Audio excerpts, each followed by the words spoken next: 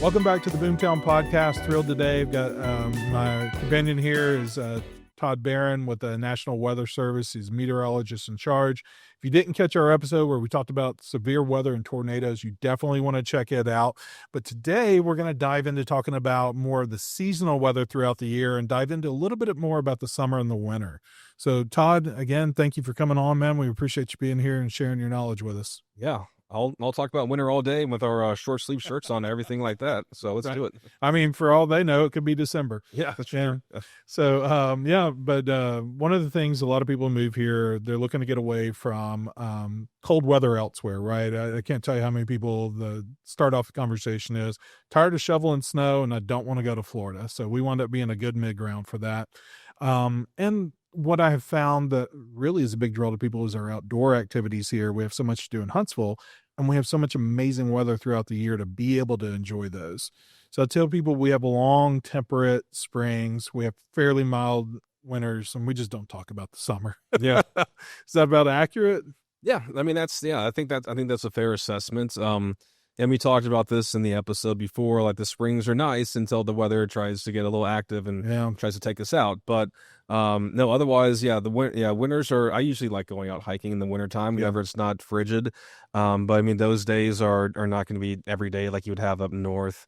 And then, like you said, it's summertime in the South. You can't escape that. So. Absolutely brutal.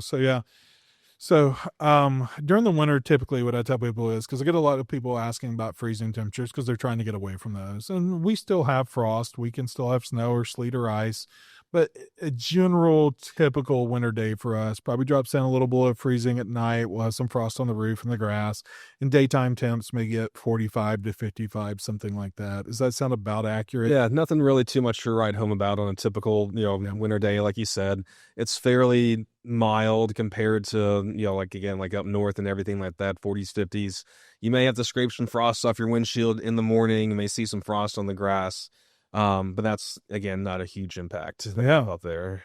For sure. Now, we have seen some really kind of crazy cold blasts the last couple of years. I remember like 3 or 4 years ago, it was like once in 40 years, and then it's happened twice since. Right. What's going on with those, man? Like, what happens? So it gets cold in the wintertime. It's it's nothing new. Like we said, it doesn't always stay as temperate here and consistently the same temperature. We're not San Diego, California, or anything like that. Some of those cold Arctic continental air masses do tend to make their way down here further south. Typically it's not uncommon for us to see this a few times a year in North Alabama. It is uncommon to see it way down in like southern Alabama.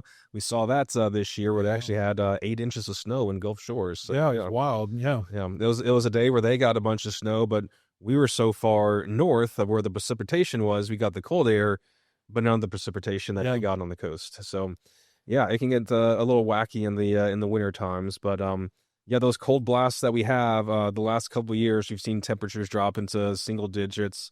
Wind chills can drop into the negative numbers, and that's can start causing some impacts out there.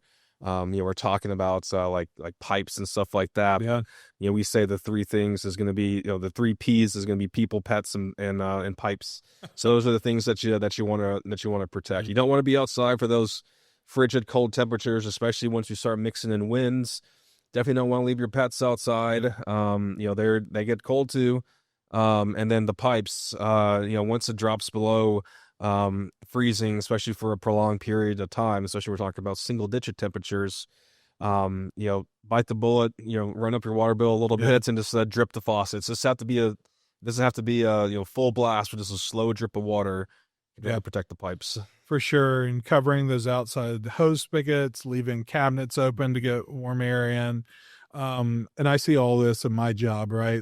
When I go through vacant homes, invariably I get a notification from some listing agent. Hey, we can't show this. There was a burst pipe and now, all this. So, vacant homes are probably the number one victim of that from my standpoint and what I've seen. Particularly been vacant for a while because nobody's going back to drip that sink or to open those cabinets or turn up the heat. And you mentioned, bringing pets in, that's huge for me, right? Like my dogs love to play outside in the snow, but they're not going to live out there, right? No. So they come in, dry off, and warm up too. you mentioned the snowstorm that went through last year that really nailed the beach area. Frequently up here, we're on the fringes of a snowstorm going through, and we can predict, or you guys can predict severe weather a week in advance, but sometimes we're like in the midst of the snow falling before we have a reasonable idea of what's going to accumulate. Like what goes on there? Yeah, so the snowfall forecasting can be difficult at times because for one thing, we know even just a little bit of ice and snow can have a major impact in North Alabama. One thing we have to consider too, let's just say we are forecasting an inch of snow. An inch of snow is basically like us trying to forecast about a tenth of an inch of rain. And a tenth of an inch of rain is not too easy to forecast sometimes. Now, if we're talking about a half an inch or less of snow, which still has a pretty big impact, if the roads are cold enough and stuff sticks to it, now we're talking about, trying to measure like hundredths of an inch of rain.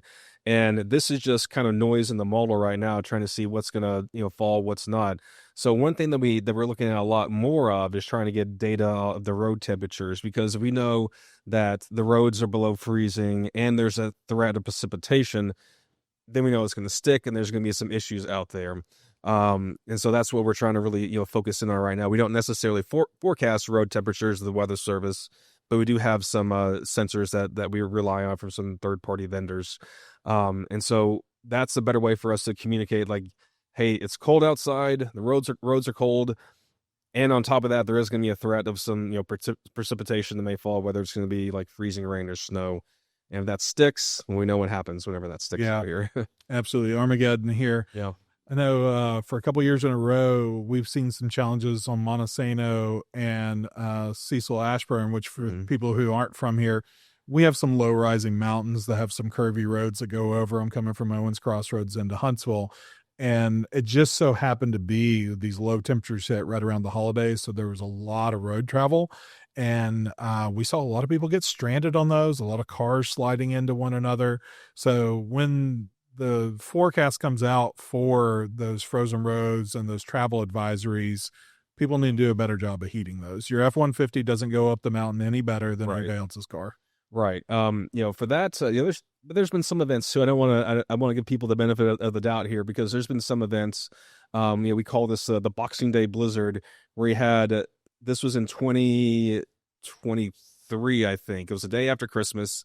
This particular Christmas was very cold. Temperatures were in the single digits. And then we just so happened to have this very thin, narrow band of precipitation that went right over Metro Huntsville. Didn't really affect anything in North Madison County or even south of the river. It was mainly just Metro Huntsville. It dropped maybe about a quarter inch or so of snow. But it was enough once the snow hit the ground, it immediately froze, and it froze right around, rush hour time. So in advance, we did put out a, winter weather advisory. We saw it coming. This was more so like, hours in advance as opposed to days. But by that point, there's not much you can really do to pre-treat the roads. Yeah. And then if you're working, you have to make a snap decision. Okay, do I want to, risk going home right now or see if it's actually going to get this bad? Well, it got bad because again, there's a very thin, narrow band of precipitation that caused all that incidents.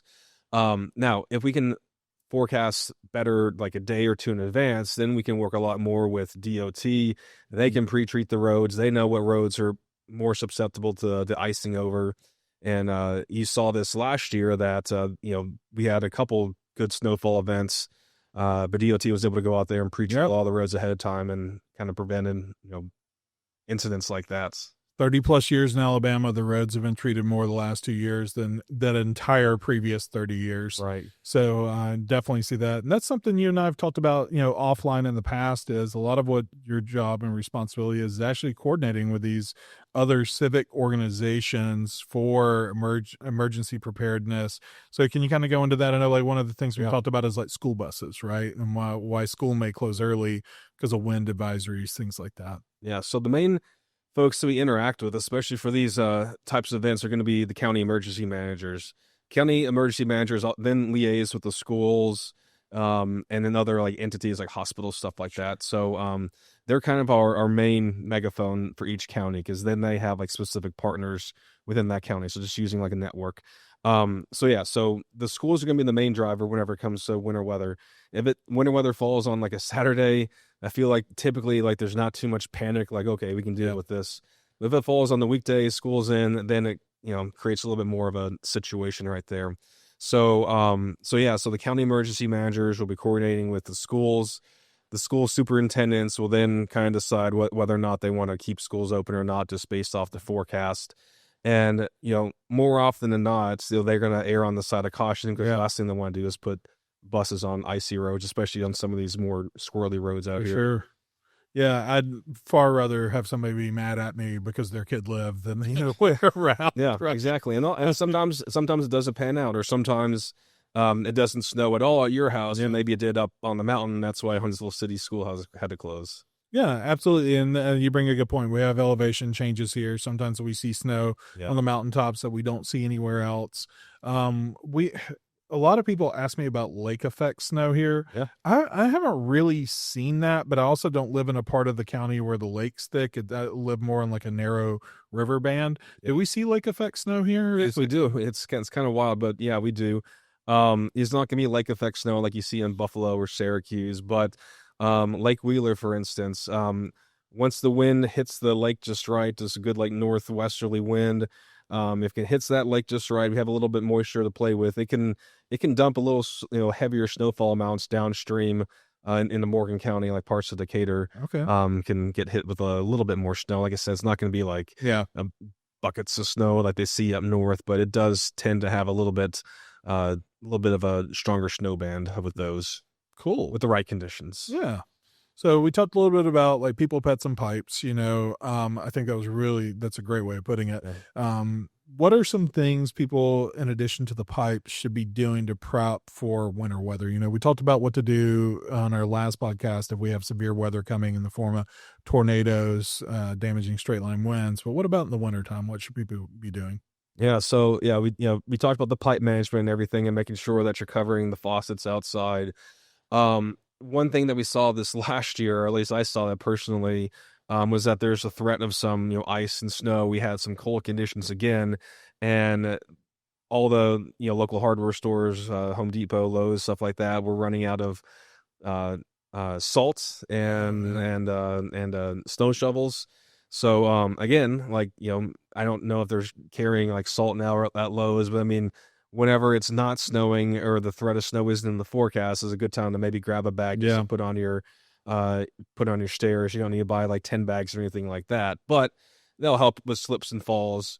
Snow shovels are good to have too, just in case no one wants to shovel snow, but you might have to just get everything out. And then you mentioned too about travel and 4-wheel drives and big trucks and stuff like that.